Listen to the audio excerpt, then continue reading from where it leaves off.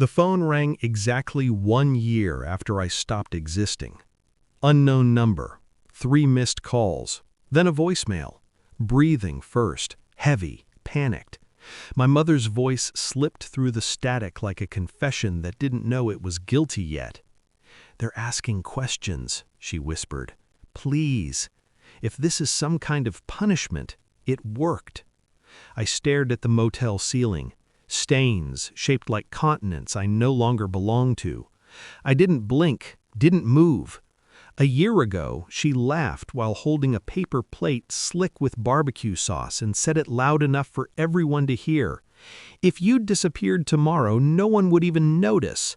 Everyone laughed. Everyone except me.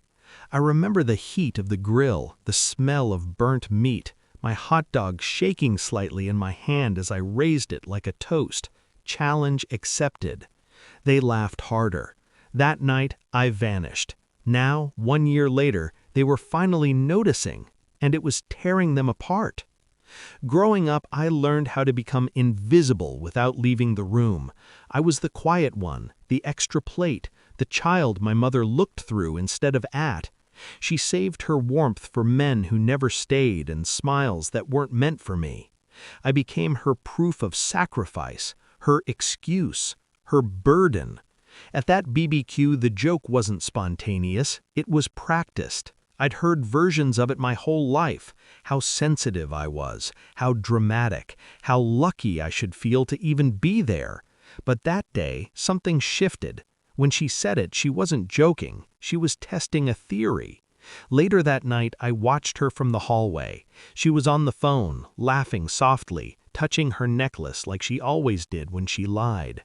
A man's voice murmured through the door, not my father's. I didn't need details. I needed confirmation, and I needed silence. I didn't confront her. I planned. I withdrew cash slowly, closed accounts quietly, copied documents she didn't know mattered. I left my phone behind, my childhood photos, every version of myself they thought they owned. I watched my mother's routine for weeks like a scientist studying decay. The same man, the same lies, the same emotional vacancy she blamed on me. I left town before dawn. No note, no goodbye. I became someone else, somewhere cheap and forgettable.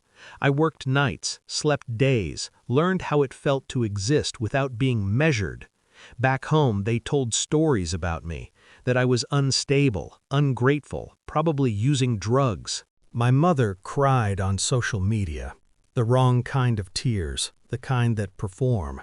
Meanwhile, I mailed one thing, an envelope, no return address. Inside, phone records, bank transfers, photos. Truth doesn't scream, it waits. The call from my aunt came first, then my father, then silence. I returned 1 year later, not to be seen, but to observe. My mother looked smaller, hollowed out. Her secret lover had vanished the moment the truth surfaced.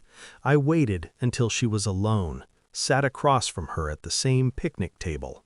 I slid a single photo toward her, no words. Her face collapsed. "How long?" she asked. I stood, long enough to disappear. She reached for me like a drowning person grabs air. I stepped back. "I never meant it," she said. "The joke." I tilted my head. "You weren't joking." The silence crushed her. I didn't raise my voice, didn't accuse, didn't forgive. I told her exactly what she did. How she taught me invisibility, how she laughed when it hurt, how she made love conditional. Then I told her the worst part, that disappearing saved me. She broke. I didn't. I left before dessert. No one stopped me. They watched like spectators at a crime scene, too late to change the ending. I don't answer their calls now. I don't read their messages. I exist where I am seen. And my mother? She notices everything now, every empty chair, every unanswered question. Turns out, disappearance isn't about being forgotten. It's about letting them remember exactly what they lost.